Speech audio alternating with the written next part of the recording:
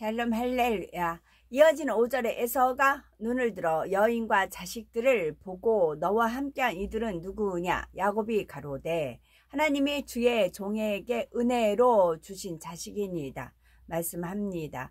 에서는 야곱이 20년 전 집을 떠날 때 아내를 구하러 간다고 했었기 때문에 당연히 아내와 자녀들이 있을 것이라 생각은 했지요. 따라서 야곱과 함께한 여인과 아이들이 야곱의 아내와 자녀들일 것이라고 생각했지만 이렇게 물어서 확인하고 있는 것은 에서가 진심에서 기쁜 마음으로 물은 것이었지요. 정말 몰라서 물은 것이라기보다는 기쁜 마음으로 확인하려는 의도였다는 말이죠. 그런데 이때 야곱의 대답이 참으로 지혜로웠지요. 하나님이 주의 종에게 은혜로 주신 자식이니다 했던 것입니다. 이는 에서의 마음에도 합한 대답이었지요. 사실 지금 당장은 에서가 아무리 좋은 마음으로 야곱을 맞아주고 있고 대화하고 있다 해도 에서는 여전히 육의 사람입니다. 육의 사람은 은혜가 임했을 때와 그렇지 않았을 때의 차이가 아주 심하지요. 기분이나 상황에 따라 쉽게 마음이 변할 수가 있는 것입니다. 그래서 은혜가 임했을 때는 누구라도 다 이해하고 용서할 것처럼 말하다가도 은혜가 떨어지고 심사가 꼬이게 되면 이내 사람들과 다투고 걸리며 감정을 품게 되는 것입니다. 그러니 지금은 에서가 기분이 좋은 상태라 해도 야곱이 말 한마디를 어떻게 하느냐에 따라서는 이내 상황이 바뀔 수도 있다는 말입니다. 지금 에서가 좋은 마음으로 야곱에게 함께한 사람들이 누구냐 물었지만 이때 만약 야곱이 지금이라도 에서의 감정을 자극할 만한 대답을 했다면 어찌 되었을까요? 예를 들어서 야곱에게 아직도 자신을 드러내고자 하는 마음이나 자랑하고자 하는 마음이 있었다면 지금처럼 대답하지는 않았겠지요. 자신이 어떻게 하나님으로부터 축복을 받았고 자신이 얼마나 많은 축복을 받았으며 자식들도 이렇게 많이 낳았다고 하면서 자랑을 늘어놓았을 것입니다. 만약 야곱이 그렇게 했다면 어찌 되었을까요? 이내 에서의 마음이 상하여 변했겠지요. 비록 자신이 장자권을 빼앗겼어도 지금까지 장자로서 부족됨이 없이 살아왔다고 생각했는데 막상 동생의 말을 들어보니 동생이 엄청난 축복을 받았다는 사실을 알게 됩니다. 그러니 동생이 그렇게 축복을 받은 것이 자신으로부터 장자권을 빼앗아 갔기 때문이라고 생각이 들 수가 있지요. 또 즉 자신이 받았어야 할 축복을 동생 야곱이 가로챈 것이라 느낄 수가 있다는 말입니다. 그렇게 되면 그때까지 마음 깊은 곳에 눌러놓았던 감정이 다시 일어나게 되지요. 시기하고 질투하는 마음을 비롯하여 여전히 동생이 자신을 무시하고 자신보다 위에 있으려 한다는 생각에 동생에 대한 감정이 폭발할 수도 있는 것입니다. 그런데 야곱은 이러한 에서의 감정을 자극할 수 있을 만한 말을 하지 않았지요. 형 앞에 자신을 주의 종이라 낮추어 표현하며 모든 축복이 하나님의 은혜라 고백합니다. 자신은 형 에서의 아래에 있는 사람으로서 형 앞에 철저히 낮은 사람임을 표현하고 있으며 어떠한 식으로든 형 앞에서 자신을 드러내거나 자랑하려 하지 않았지요. 자신의 장자의 축복을 받은 사람임을 형이 다시 상기하게 되거나 자극받지 않도록 지극히 겸비한 말로써 대답했다는 말입니다. 우리도 바로 이러한 지혜를 배워야 되겠지요. 우리가 어차피 육의 사람들과 대하다 보면 육의 속성을 잘 알아서 대처해야 합니다.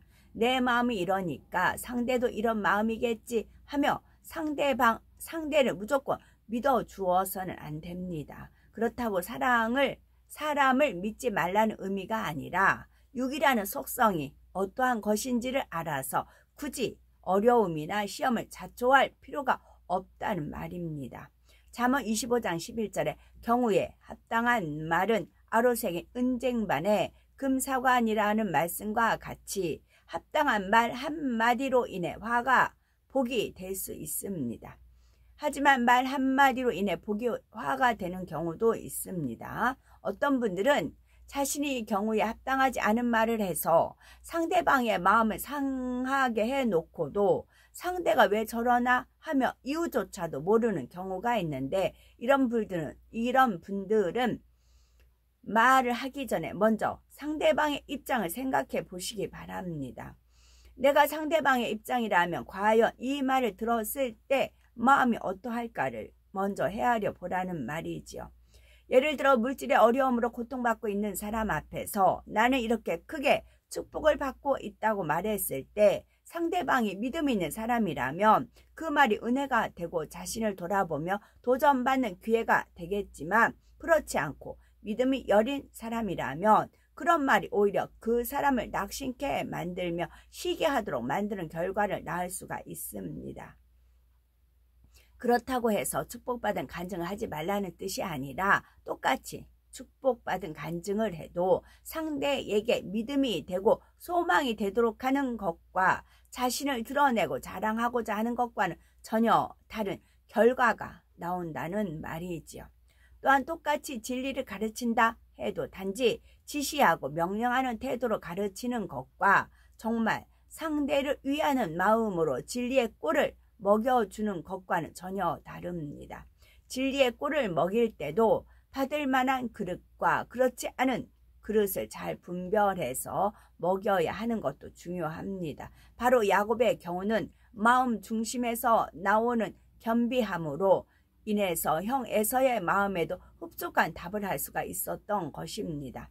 6절에서 9절에 보니 때에 여종들이 그 자식으로 더불어 나와 절하고 레아도 그 자식들과 더불어 나와 절하고 이후에 요셉이 라헬로 더불어 나와 절하니 에서가 또 가로되 나의 만난 바 이 모든 때는 무슨 까닭이냐. 야곱이 가로되 내 주께 은혜를 입으려 함이니이다. 에서가 가로되 내 동생아 내게 있는 것이 족하니 네 소유는 네게 두라 말씀합니다.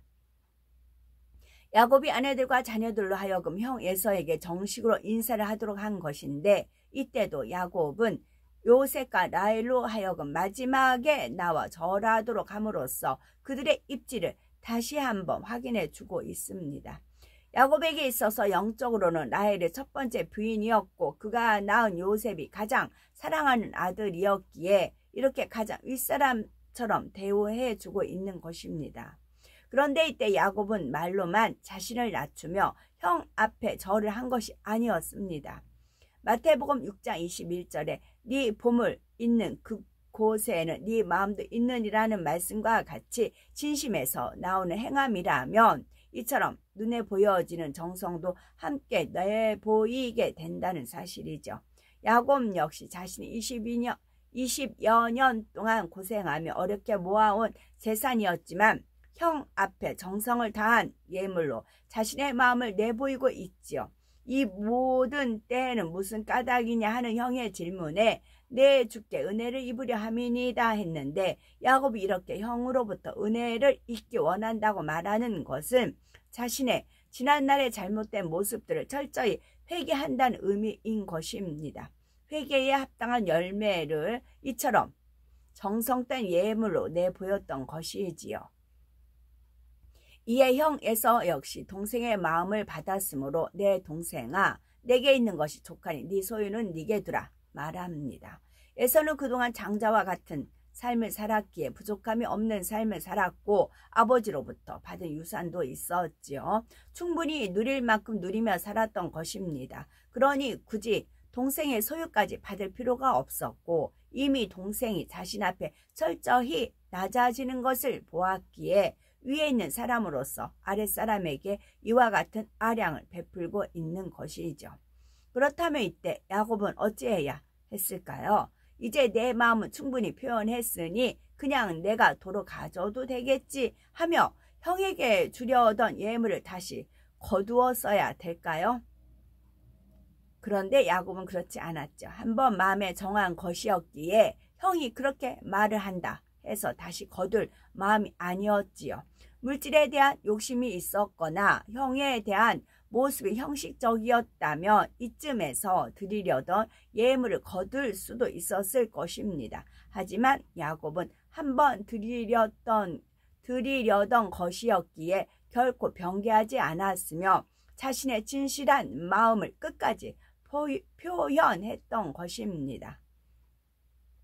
또 이렇게 예물을 심음으로써 자신이 형으로부터 은혜를 입었다는 사실을 확실하게 인치고자 하는 의도도 있었고요. 일부러 그것을 노리고 했다는 의미가 아니라 영적인 법칙을 정확히 아는 야곱으로서는 이후에 어떠한 시시비비도 없도록 하기 위해 이번 기회를 통해 형 에서와의 관계를 깨끗이 정리해 놓고자 했던 것입니다. 마태복음 5장 23에서 24절에 보니 그러므로 예물을 제단에 드리다가 거기서 네 형제에게 원망 들을 만한 일이 있는 줄 생각나거든 예물을 제단 앞에 두고 먼저 가서 형제와 화목하고 그 후에 와서 예물을 드리라 했습니다. 이 말씀은 화목한 가운데 드리는 예물을 아버지 하나님께서 기뻐 받으신다는 의미도 되지만 사람이 정한 마음을 가져야 할 것에 대해 깨우쳐 주시는 말씀이기도 하지요. 어떤 사람은 하나님 앞에 한번 드리기로 했던 예물도 이런 일 저런 일로 차일 피일 미루다가 결국 드리지 못하는 것을 봅니다. 처음 정한 대로 드리지 못하기도 하고 아예 없던 일을 하는 경우도 있죠. 뜨겁고 은혜 받을 때의 마음과 그 은혜가 식어지고 난 후에 마음이 이렇게 다르더라는 말인 거죠. 그래서 고린도후서 9장 7절에는 각각 그 마음에 정한 대로 할 것이요 인색함으로나 억지로 하지 말지니 하나님은 즐겨내는 자를 사랑하시느니라 말씀하고 있습니다. 사랑과의 사이에서도 결코 변개함이 없이 정한 마음으로 행했던 야곱과 비교할 때 우리 마음은 과연 어떠한지 다시 한번 점검해 보아야 되겠지요. 그리고 본문에 보면 야곱이 에서에게 내가 형님의 얼굴을 배운즉 하나님의 얼굴을 본 것 같다 했는데 이는 단순히 아첨하기 위한 말이 아니죠. 예전에 강교한 야곱이었다면 이 순간 얼마든지 아첨하는 말로 형의 마음을 녹이려 할 수도 있었겠지만 지금 야곱은 예전의 야곱이 아닙니다. 이 말은 정말 마음 중심에서 우러나온 섬김과 겸비함의 표현인 것이죠. 굳이 하나님의 얼굴을 뵌 것 같다 한 것은 이 모든 응답이 바로 하나님께로부터 왔음을 고백하고 있는 것입니다. 이처럼 예전에 강교한 속성을 가지고 있던 야곱과 지금 그러한 것이 철저히 깨어지고 난 후에 야곱과는 설령 똑같은 말을 한다 해도 그 말 속에 담긴 진실함과 의미가 전혀 다르다는 사실입니다. 그러므로 우리도 화려하고 유창한 말보다는 그 말에 담긴 진실함이 중요하다는 사실을 알아야 합니다.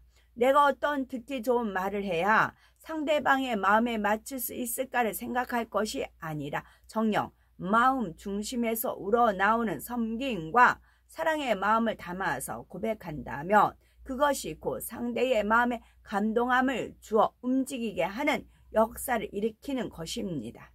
야곱과 에서가 이렇게 화해하고 난 후가 이제 사건이 있죠.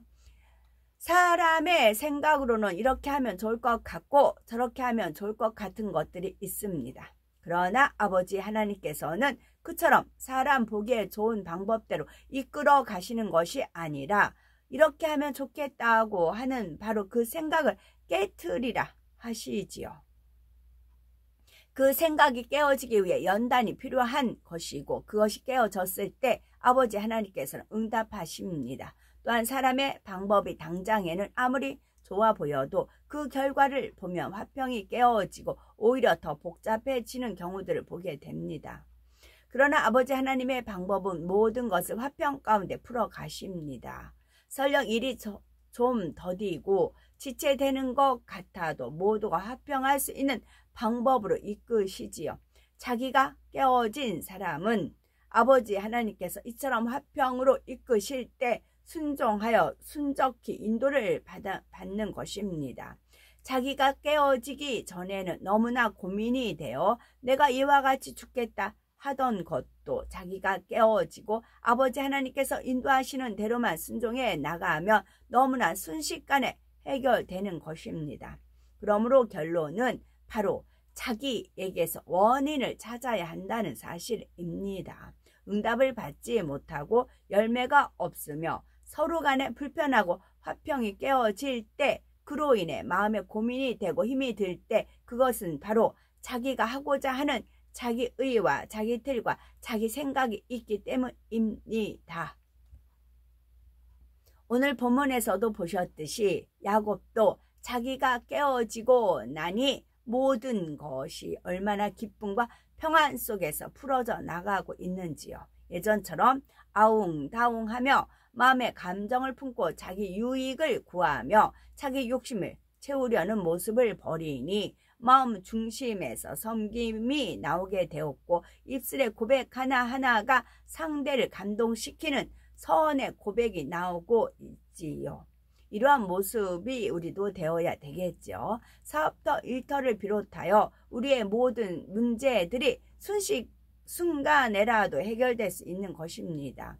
문제의 해답을 다른 곳에서 찾으려고 하니 고생은 고생대로 하면서 열매 없이 귀중한 시간만 허비하고 있는 것이죠. 그러므로 우리는 아버지 하나님께서 은혜와 능력으로 부어주시는 이때에 모두가 자기를 깨트리고 변화되어 순적하고 형통한 길로 인도함을 받아 나가는 우리가 되셔야 되겠습니다. 아멘.